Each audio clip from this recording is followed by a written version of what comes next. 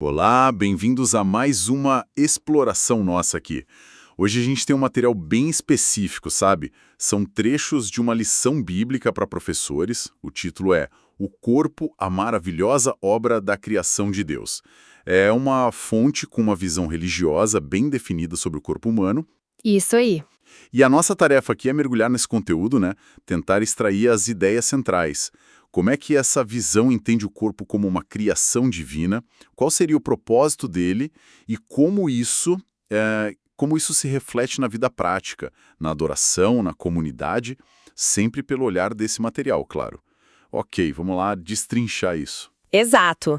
Olha, a fonte principal que a gente está usando é a lição 2 de um material chamado Lições Bíblicas, e ela tem data para 12 de outubro de 2025.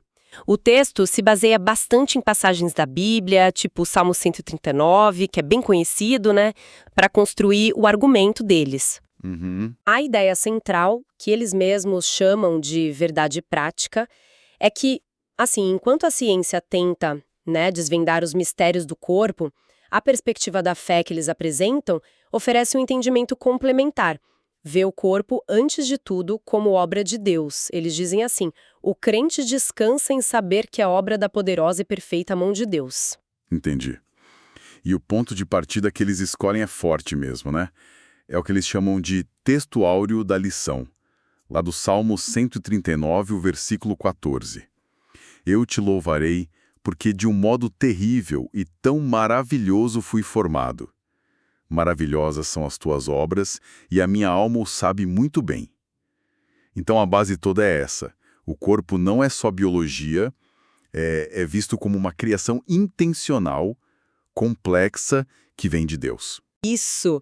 E o material, ele vai detalhando como essa criação é descrita na Bíblia, sabe? Começa lá em Gênesis. Fala da formação do primeiro homem, Adão, que teria vindo do pó da terra, com Deus soprando nele o fôlego de vida. Certo. E depois, a criação da primeira mulher, Eva, a partir de Adão. O ponto-chave aqui é apresentar Deus como o autor da vida, sabe? Algo que iria além da simples procriação biológica que acontece pelos pais. Essa expressão, né, autor da vida, realmente tem um peso grande nessa perspectiva. E o Salmo 139, além desse versículo 14 que a gente já falou, como mais ele é usado para reforçar essa ideia? Ah, ele é usado de um jeito bem poético, viu? Para descrever essa ação divina na formação de cada pessoa. A fonte cita especificamente os versículos 13 e 15. O 13 diz: Pois possuíste o meu interior, entreteceste-me no ventre de minha mãe. E o 15: Os meus ossos não te foram encobertos quando no oculto fui formado e entretecido como nas profundezas da terra. Essa metáfora, né, de sermos tecidos por Deus no ventre da mãe é central para a ideia de um cuidado divino bem pessoal, detalhado na criação de cada um.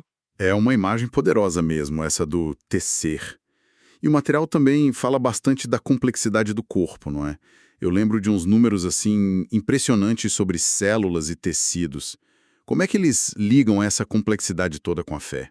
Sim, eles mencionam a estrutura do corpo com números tipo 37 trilhões de células, sabe? Além dos tecidos, órgãos, sistemas, tudo interligado. O argumento que eles apresentam é que o funcionamento disso tudo desafia a mais moderna ciência. Entendi. A linha de raciocínio é que, mesmo com todo o avanço científico, muitos aspectos do corpo humano ainda seriam um mistério. E para compreender essa complexidade, que eles chamam de extraordinária, aí seria necessária a fé num Criador. Eles até citam Hebreus 11.3. Pela fé entendemos que os mundos, pela palavra de Deus, foram criados. Interessante como eles colocam essa relação ciência e fé logo de cara, né? A ciência busca, mas a fé, segundo eles, é que daria a compreensão fundamental. E além do corpo físico, tem aquela questão da formação integral que você mencionou antes. Não é só carne e osso, né? Exatamente, o material dá bastante ênfase nisso, nessa formação integral. Eles concebem o ser humano como uma unidade. Espírito, alma e corpo, formados juntos desde o ventre materno. Para sustentar isso, eles citam exemplos da Bíblia, como a rivalidade entre Jacó e Esaú ainda na barriga da Rebeca, lá em Gênesis. Ah, sim. A informação de que João Batista teria sido cheio do Espírito Santo desde o ventre, em Lucas. E também Paulo falando que foi chamado por Deus também desde o ventre materno, lá em Gálatas. E qual a conclusão prática que eles tiram disso, desses exemplos sobre a vida dentro do útero? A conclusão direta dentro dessa visão religiosa deles é que a vida humana completa, com todas as dimensões espiritual, anímica, corporal, já existe desde o momento da concepção. Isso serve de base para eles afirmarem o valor que chamam de sublime da vida desde o comecinho. Entendi. E, consequentemente, a importância de um cuidado que também seja integral já na gestação. O texto fala em necessidade de cuidado e proteção, temor e devoção, e menciona até a importância de boa nutrição física, afetiva e espiritual desde o início. É uma implicação bem direta e com consequências éticas claras dentro dessa perspectiva. E teve um ponto que me chamou a atenção. Eles fazem um paralelo, assim, ousado, né? Entre a complexidade do corpo e a do universo inteiro. Usam exemplos de astronomia, distâncias enormes, número de estrelas. Para quê exatamente? Esse paralelo ele é usado para reforçar o argumento deles contra a ideia de que a vida e o universo teriam surgido por mero acaso, sabe? Ah, tá. Eles apresentam dados sobre a imensidão do espaço, distâncias em anos-luz, a estimativa de que teria mais estrelas no universo do que grãos de areia na Terra. Para sugerir que essa complexidade toda, essa ordem, tanto no cosmos quanto no corpo humano, seriam evidências de um design inteligente. Entendi. Tipo uma assinatura. Isso. O texto chega a dizer que atribuir tudo isso a uma evolução cega ou ao acaso exigiria, na visão deles, mais fé do que acreditar num criador por trás de tudo. É uma linha de argumento bem definida mesmo, usando a escala do macro e do micro para questionar explicações que eles veem como puramente aleatórias. E dentro dessa lógica, por que Deus criaria? Qual seria a motivação divina que o material apresenta? A ideia central que eles passam é que a criação não seria uma necessidade de Deus, mas sim um ato de amor, de escolha. Deus não precisaria criar, mas teria escolhido fazer isso como uma expressão do seu amor. O material cita um texto de apoio que diz: Deus criou o mundo e as pessoas como uma expressão do seu amor. Então, a nossa existência seria, nessa visão, um transbordamento do amor de Deus. Entendido. Então, ok, o corpo é apresentado como essa criação maravilhosa, complexa, intencional, fruto do amor divino. Se é assim, qual seria o propósito principal do corpo humano, segundo essa lição? Eles parecem ligar diretamente essa compreensão da maravilha lá do Salmo 139 com uma resposta de gratidão, né? Exatamente. A lógica que eles apresentam é essa.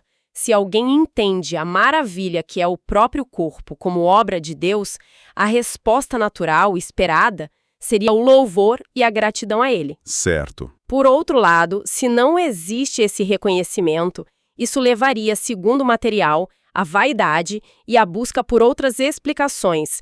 Eles mencionam as teorias evolucionistas como um exemplo dessa busca que aconteceria quando o Criador não é reconhecido. E como essa gratidão vira propósito? O que se deve fazer com esse corpo, então? Bom, o propósito fundamental que vem dessa gratidão é usar o corpo para glorificar a Deus. O texto argumenta que essa atitude de reconhecer o corpo como obra divina e dedicar a ele a glória do Criador seria tipo uma proteção contra a idolatria e a depravação moral.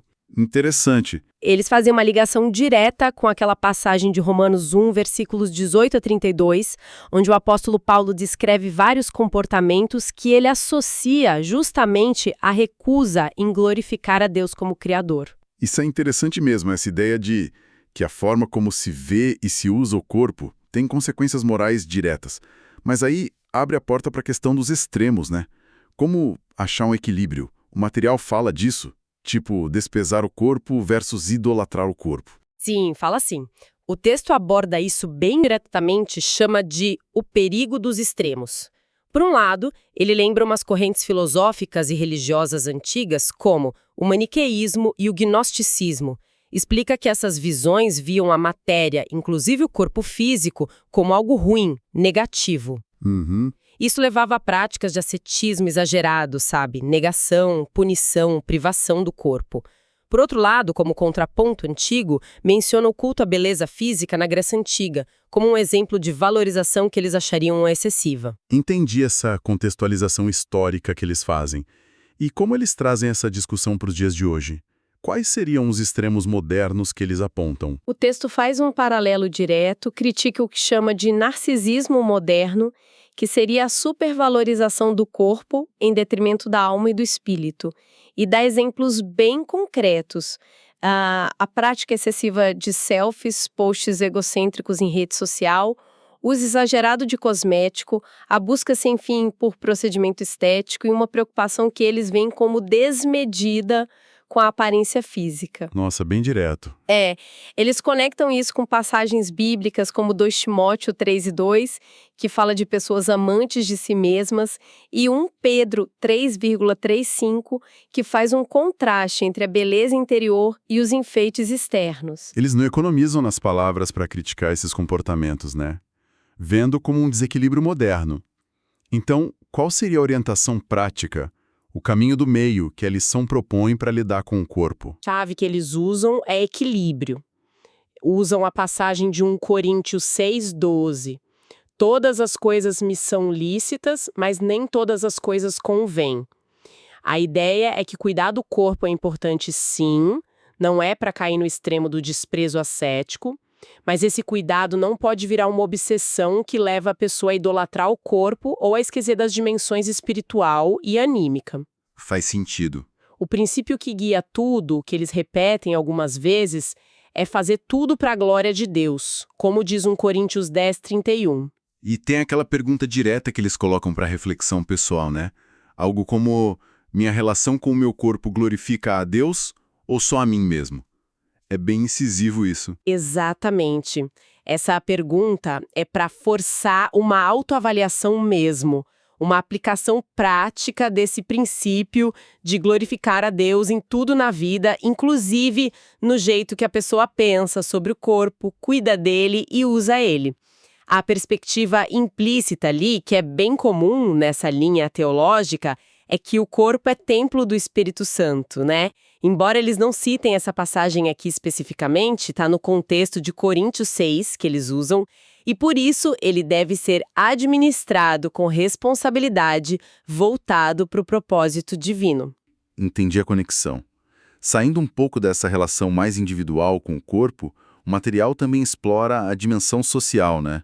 A ideia de que a gente não é ser isolado. Sim, esse é outro ponto importante que eles abordam. O texto afirma que os seres humanos foram criados por Deus como seres relacionais, sociais.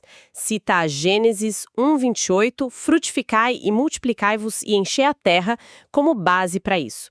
A ideia é que a gente não foi feito para viver isolado. E como eles lidam com a realidade de hoje, com a tecnologia que às vezes parece que isola mais a gente? Eles reconhecem que os recursos digitais facilitam muita coisa, mas alertam para o que chamam de tentação do isolamento que a tecnologia pode trazer. O argumento é que o contato humano real, físico, sabe, incluindo a linguagem corporal, continua sendo essencial para uma vida plena. O texto chega a dizer que a troca de afetos por meio de expressões corporais não é substituída pela frieza da tecnologia. Tem uma valorização clara da presença física na interação humana. E como essa natureza relacional e a importância do corpo físico se conectam com a prática da fé especificamente? A conexão é direta com a importância da adoração comunitária, da igreja reunida. O material enfatiza muito a necessidade bíblica de se congregar, citando Hebreus 10:24-25, não deixando a nossa congregação. Certo. E aqui o tom é bem assertivo, viu?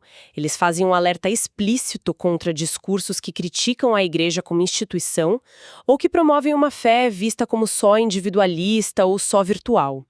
Esses discursos são classificados lá no texto como antibíblicos e prejudiciais à verdadeira vida cristã. É uma defesa bem enfática da igreja local e da reunião física, então. Para eles, a fé não se vive sozinho de jeito nenhum. E dentro dessa reunião, como o corpo físico participa da adoração? Imagino que não seja só estar lá presente de corpo. Não, com certeza não é só estar presente passivamente. A fonte destaca muito o aspecto corporal, expressivo da adoração. Eles buscam exemplos tanto no Antigo quanto no Novo Testamento para ilustrar isso. Por exemplo, Mencionam a dedicação do templo por Salomão, lá em 2 Crônicas, onde teria tido manifestações físicas de adoração. Os salmos, que direto convidam a cantar, celebrar, aclamar, como no Salmo 100.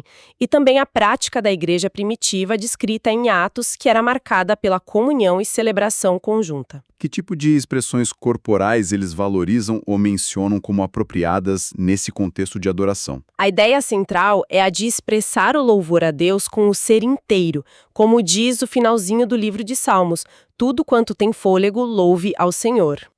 O texto sugere que isso pode incluir várias formas: cantar, orar em voz alta junto com a comunidade e até gestos físicos, como levantar as mãos durante a oração.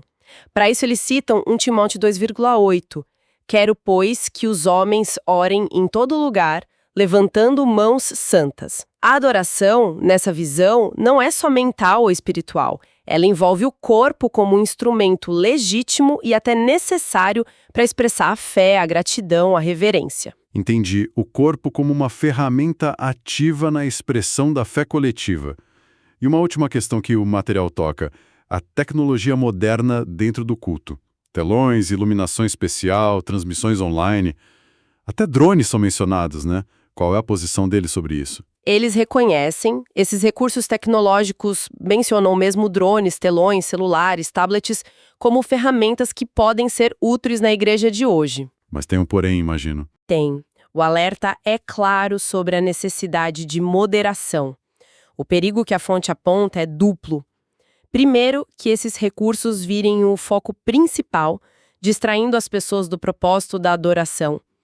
Segundo, que levem os fiéis a uma postura passiva, de meros espectadores, sabe? Como se estivessem consumindo um show em vez de participar ativamente do culto. Há uma preocupação com a inércia que a tecnologia pode acabar gerando. Parece que o equilíbrio volta a ser a palavra-chave de novo, né? Até no uso da tecnologia para adoração. Exatamente.